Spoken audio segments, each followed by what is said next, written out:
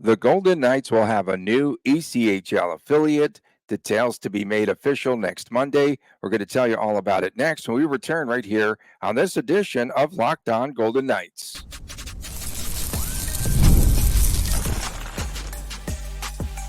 You're Locked On Golden Knights, your daily podcast on the Vegas Golden Knights, part of the Locked On Podcast Network, your team every day.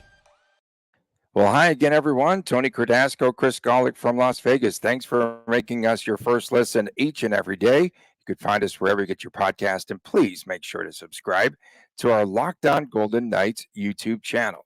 We are brought to you today by Gametime. Download the Gametime app today.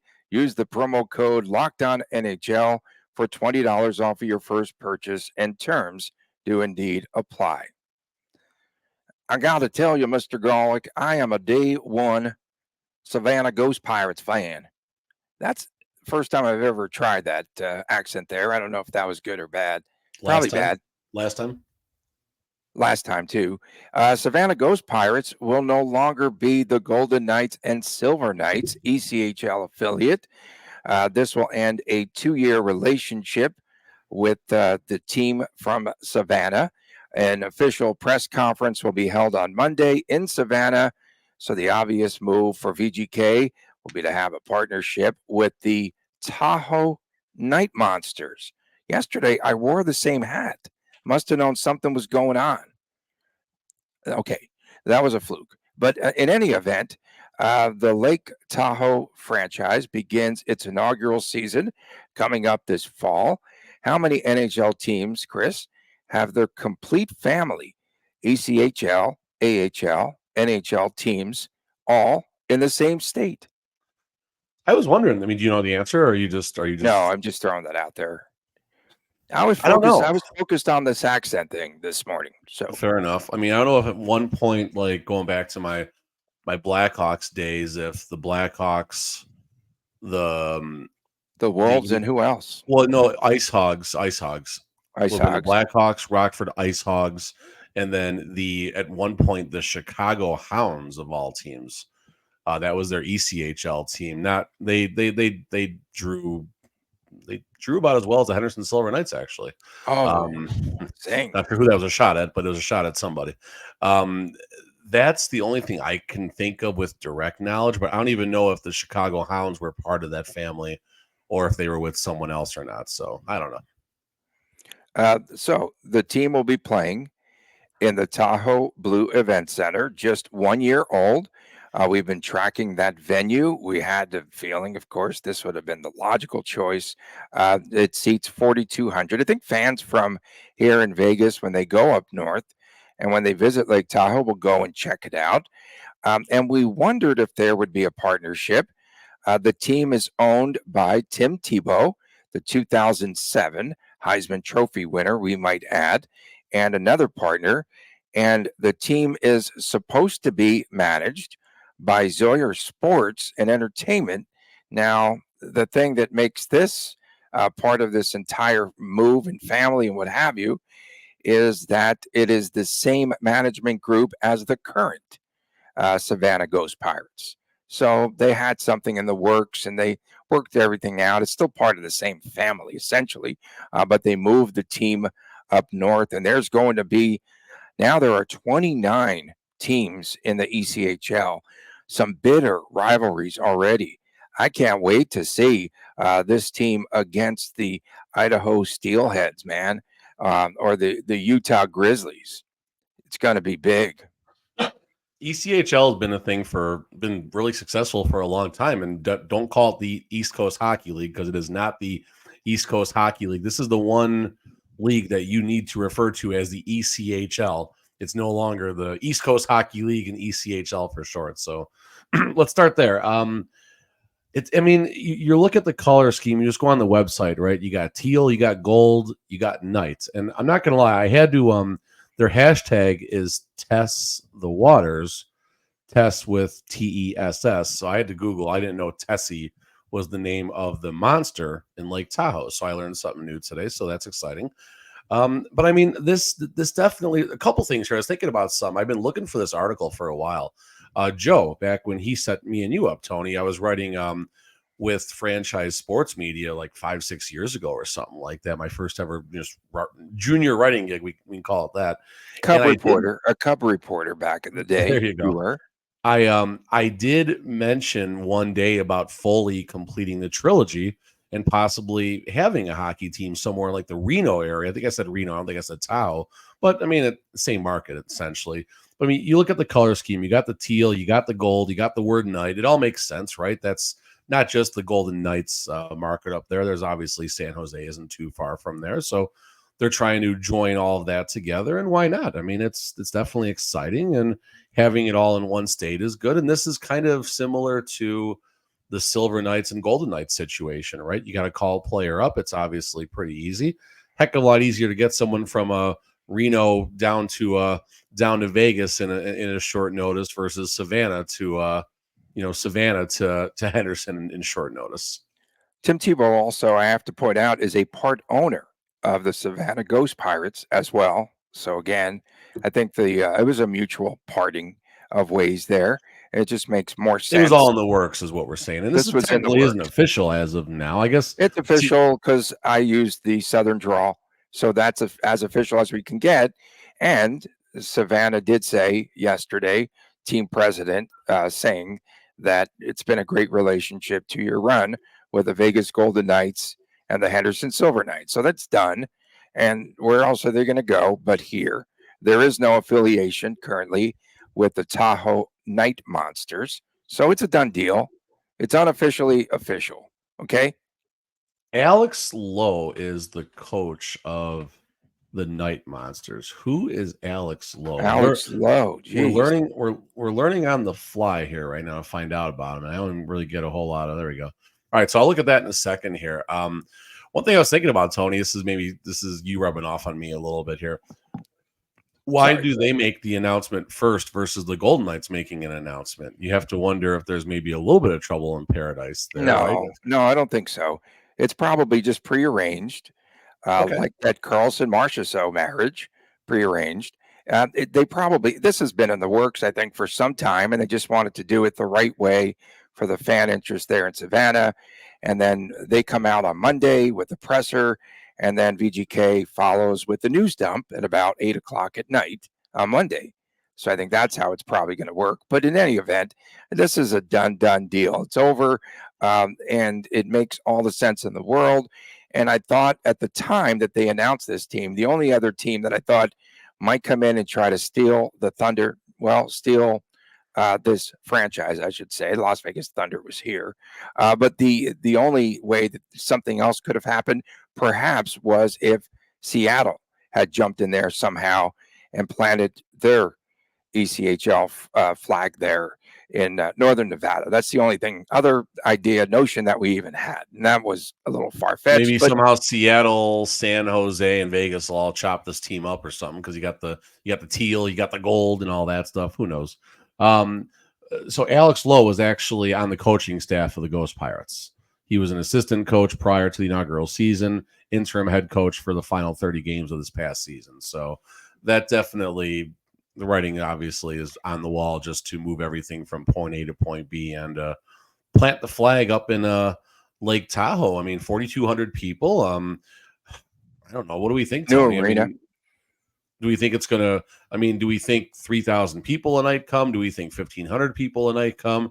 Do we think 900 people come on the weekdays and 2,000 on the weekends? Like, admittedly, I've been to Reno a bunch of times, sloppy good time. Never made the trek up the mountain to Lake Tahoe area. But, I know. I've heard amazing things. And it's close to Reno. I was never there to make good decisions. But can they draw enough people that are going to, is there enough people in Lake Tahoe? Question number one. Question number two, is there enough people down in Reno willing to make that, was it 45 minutes or so to get up to Lake Tahoe and back or something like that? Yeah. No, it's very close. It's a beautiful area, unbelievable. And the one thing that VGK did not do, Chris, was they didn't cross-promote a ton with the Savannah Ghost Pirates. And now it could be endless where they do cross-promotions. Of course, if they do, that stinking caravan, is that going to happen again? They've been setting this up for what? They've been doing that caravan for at least 5 years, Tony. So they've been They've been setting up for this moment. But now they go to Tahoe, not just downtown Reno. Yeah, of course it'll go through there now, and then they could have other cross promotions. The team could come here for some sort of training camp or something. They could do a ton of cross promoting for this franchise, and they missed the mark, I felt, with the Savannah Ghost Pirates. Yeah, I mean, I don't know. I mean, I don't know how much interest there is from Vegas. I mean, I don't know how many people decide to. I know a few people that have made trips down there, but I don't know if they would have given free trips to Savannah and contests and who would have jumped at that opportunity. Just looking to see like the closest teams in the area. I mean, the Night Monsters are going to be the farthest West Coast team. No teams in California or Washington. That kind of surprised me. I don't know. You got a team in Idaho. Can't even read what the heck they're called. The Steelheads. I told you earlier. Idaho Steelheads. Okay, you got the Grizzlies. Looks Of like Utah. over in Utah as well. Yeah. So I mean, the Comets are still there. Michigan K-Wings. Wow, this is a walk down memory lane here right now. This is fun.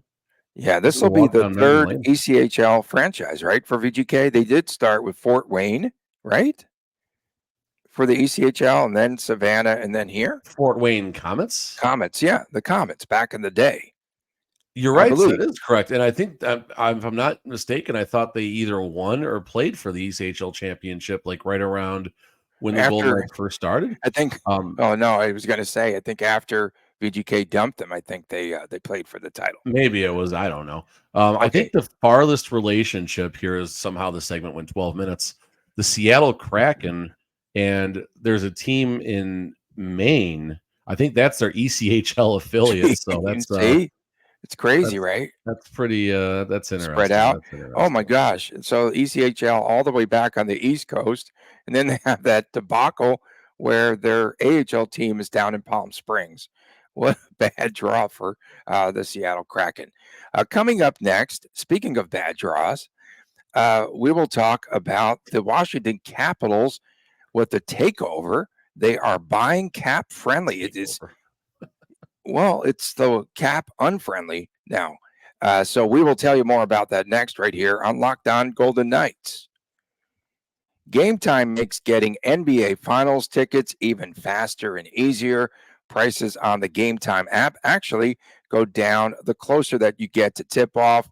They've got killer last minute deals, all in pricing, views from your seat, and their lowest price guaranteed. That's right.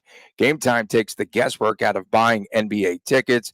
And I'd like to personally, myself, be in Edmonton for Game 3 of the Cup playoffs. And you could find Gametime tickets there as well. Last minute tickets, flash deals, zone deals, so much more.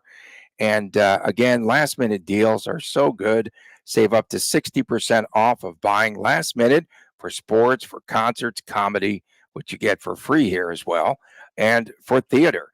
And they've got those zone deals. That's another good feature. Save even more when you choose a section. And then Gametime will select the seat. And the lowest price guarantee, Gametime will credit you 110% of the difference. So fans, take the guesswork out of buying NBA Finals tickets with Gametime. Download the Gametime app today, create an account, and use the promo code LOCKEDONNHL, and you will get $20 off of your first purchase. Terms apply. Again, create an account. Use the redeem code LOCKEDONNHL for $20 off of your first purchase. Download Gametime today. Last minute tickets, lowest price guaranteed. We are back on this edition of Locked On Golden Knights. I promise you, Chris, no more Southern drawls ever on the show. That was a failed experiment here. We appreciate you tuning in. Of course, Friday's WTF, What the Friday. Saturday, we've got the Chris and Chris Jr. show, the YouTube exclusive. Please subscribe there. So, a lot of NHL teams and fans and folks like us have really relied on Cap Friendly. We always use that as a resource on this program, and as do many of you, and the fans can always look up information there. And now the website, which had agreements with a few NHL teams to use their tools, they're going to be sold. And this site will be closing around July the 5th. It's been user friendly for fans, as I said, for media members. We're not media members. Don't get it twisted here. And you can find a lot of information. Salary caps are updated daily there.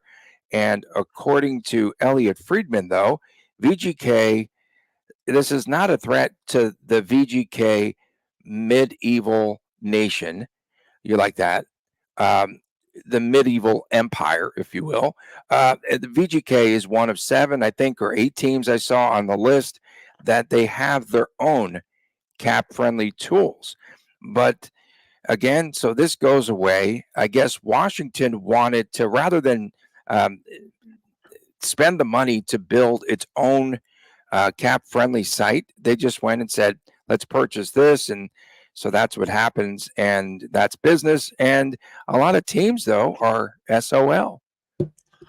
I didn't realize the strength of cap friendly, I guess, first of all.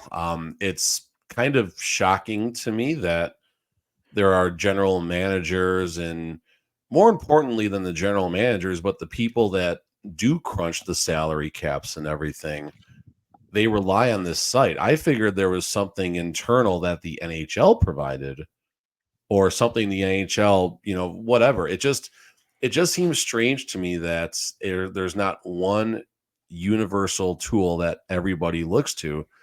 And then you have these sites like Cap Friendly, Puckpedia, and ones that were around previously, where you can go as a fan and get, as close to up-to-date information as possible here.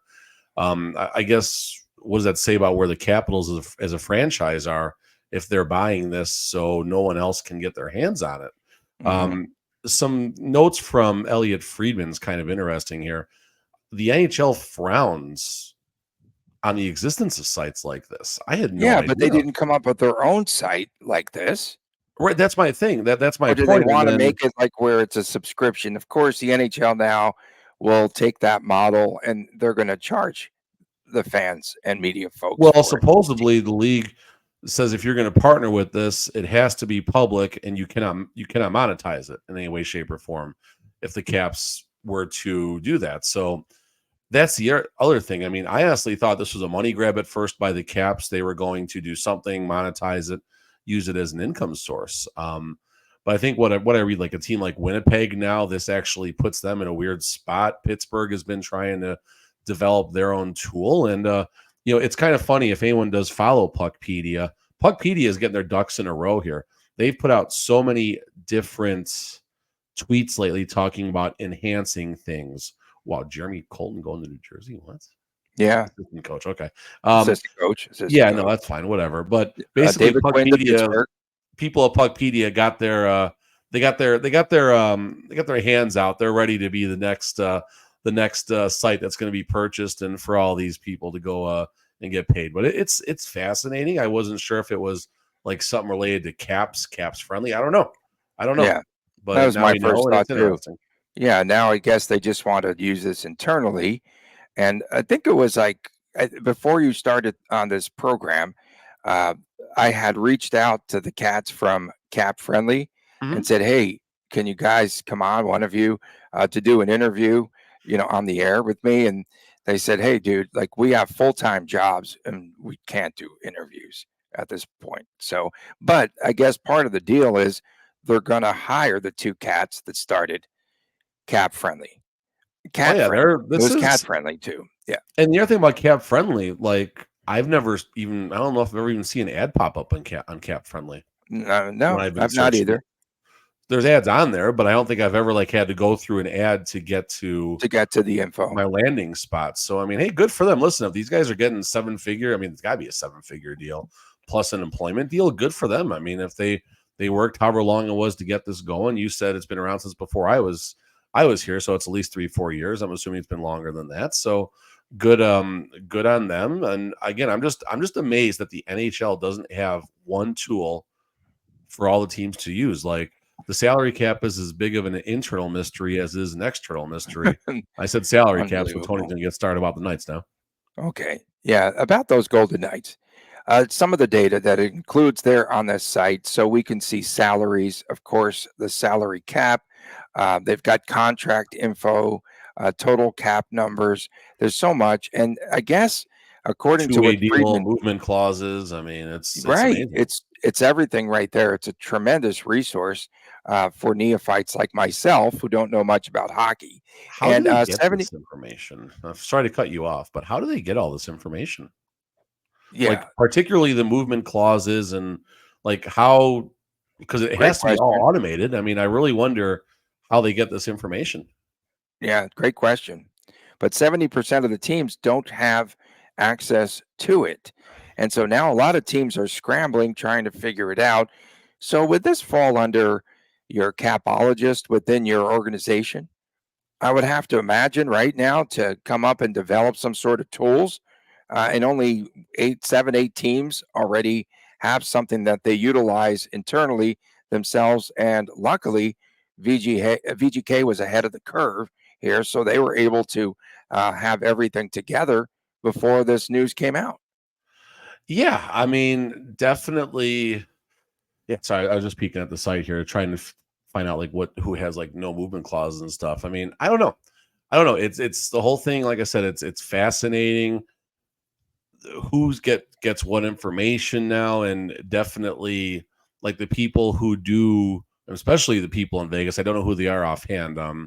But the people in Vegas who are responsible for getting down to within hundreds of dollars of the salary cap, they've been using it. And I guess VGK has their own internal tools. What I read on all the stuff Yeah. recently, but for people that don't have an internal tool, like how do you operate like that? I don't know. I just don't get how anyone who has a job with this much responsibility managing $100 million payroll in some circumstances, like up in Toronto and even close to Vegas and Tampa and stuff like that, how you go on the same site as a couple of clowns like me and Tony go on to, spend, 10, 12 minutes a day talking about the VGK cap situation. It's a strange way to do business. It's a really strange way to do business. So you think we're going to have to go to like only cap? They might have to start a new site, only cap subscription. So it's a good time to maybe start buying up some Puckpedia. names with the word cap in them. Only cap would be great, like OnlyFans. That would be funny. Okay, coming up next, Stanley Cup Final action. And of course, we talked yesterday about things getting a little bit dirty. We'll get into that. Spicy, if you will. We'll return with more right after this on Locked On Golden Knights. With Policygenius, you can find life insurance policies that start at just $292 a year for $1 million of coverage. And some options include, or offer, I should say, 1-day approval, and you would avoid unnecessary medical. Policygenius is convenient, it is time saving. Policygenius helps you to compare your options from top companies, and their team of licensed experts is on hand to help talk through it daily as well. And you can talk to the team of award-winning agents, and they take you through all of the steps. And you know what? You might not be as well covered as you think. Your work life insurance, that policy may not offer enough protection for your family's needs. And even worse, it may not come with you if you leave your job. And Policygenius gives you an unbiased view and advice from a licensed expert support team. They have no incentive to recommend one insurer over another, so you can trust all of their guidance, which is really good.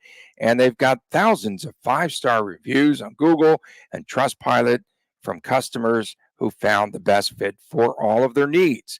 So check life insurance off of your to-do list in no time at all with Policygenius. Head to policygenius.com/LockedOnNHL, or you could click on the link in the descriptor to get your free life insurance quotes and see how much you could save. That is policygenius.com/LockedOnNHL. Back on this edition of Locked On Golden Knights, Tony Cardasco and Chris Golick from Las Vegas. And we appreciate you tuning in. Thanks for making us your first listen every day. Fridays are WTF day for us. It's such a big day around here on the pod. Huge. It's a huge day. And Saturdays, it's the Chris and Chris Jr. show, the YouTube exclusive. Logan Thompson was at the Aces game last night again. He's a big fan. He's there right at courtside. And I think Dan Clark, I think on Twitter, I reposted his tweet. He took a photo. I was further away. I saw him down on the floor, and I waved, but he couldn't see me. So, yeah. Unfortunately. So LT in the off season, he supports the sports here in the Vegas Valley, and so of all of these Oilers infractions, which one got an Edmonton player fined? The Fogle extended knee and that hit on Listerainen? Was it Dreisaitl's hit to Barkov's head that knocked Barkov out of game 2 and perhaps out of game 3, 4, 5? I don't know. Or was it the Carrick spear on Kulikov? Well, if you guessed letter C, Technically, it wasn't a spear, I don't think, because then the okay, tip I'm of going the to call it a stick nut didn't shot. Oh yeah, definitely a nut shot, no doubt. Yeah, No doubt. yeah. So Carrick fined $2,200, the maximum. $2,200. Oh no, the maximum fine on the nut slash. Yeah, I mean, guys, you know what? I was really surprised. Out of all of those infractions, no supplemental discipline for Draisaitl. no. Even 2,200 clams. Why not? If you're hitting Draisaitl with anything, then the guy who I always forget who it was, but whoever put the choke job on the Oilers player definitely should get it as well. So I mean, listen, the series is getting nasty, it's getting dirty, but don't suspend anyone. Let him go. Let him go. I mean, if something really bad happens, fine, whatever. But it's bad on both sides right now. Don't start taking players out of the game. Let these guys figure it out themselves. Stanley Cup is on the line. The knee on knee, I mean, even watch that play. It wasn't that bad. I get the call. I understand the call. But when you watch it in real time, when you slow it down, that play wasn't terrible. There's other knee circumstances that are happening. Well, what's getting me right now is you have so many people just absolutely triggered about calls and no calls. And David Staples up in Edmonton, this guy has just turned in, and I'm a Staples fan. I mean, Staples is you're a Staples fan. Here, but this guy has turned into an absolute homer number 1 for Edmonton. And like every time McDavid has the puck, he's getting attacked and stuff like that, which is part of what the Stanley Cup Final is. And I mean, here's the title of his article: Edmonton Oilers ace Connor McDavid hacked once every 5 seconds. Yes, I agree with controlled the puck in game 2. You're the biggest Edmonton fan on the planet. You're the Oil Nation. I am. McDavid's got to get through this crap. It's McDavid has to get through this. End of story. And the Oilers need to shoot the puck is what he needs to shoot the puck when he has a lane and on the power play. And again, we might see the power play unit start to heat up because they started slow in that Dallas series, and then all those pieces started to fit. And watch out and I think they're going to, I will take a guess here that Edmonton scores at least one power play goal in at least each of the next two games. I don't think you're off on that. I mean, I think they're officially 0 for 6, and they've had extended periods of time. I know they think they had the goalie pulled the other day trying to get one with the 6-on-4 as well. I mean, I don't think Edmonton can be silenced this long. I think going home is going to help. And maybe this is where the battle of Paul Maurice versus a rookie NHL coach is starting to show its colors a little bit too. You got home ice, you got the last change, and I think that certainly can matter here. And we'll see what happens. You said Barkov took the elbow, right? Yeah. Yeah, Barkov has been one of the key factors in slowing McDavid down. So let's see if Barkov can come in. Hopefully there's no injury there. That would be unfortunate. Reevaluate it. Yeah, they're going to reevaluate him on Wednesday. What I don't understand is, and technically it's not official until the game starts, I guess. But another angle I did see is maybe they're being a little slow with Barkov, waiting to officially announce if he's going to be in the game or not. Maybe they're trying to get the NHL to still take a look at this, because supplemental discipline, part of it, fair foul or otherwise, I don't like this personally, but the injury sustained to the other player can factor into a potential suspension. Or did the player get their game misconduct 5 minutes into the first, or with 6 minutes left in the third? Good point. These things certainly play out, and I personally don't think that's the right way to look at it, but that's what the NHL does.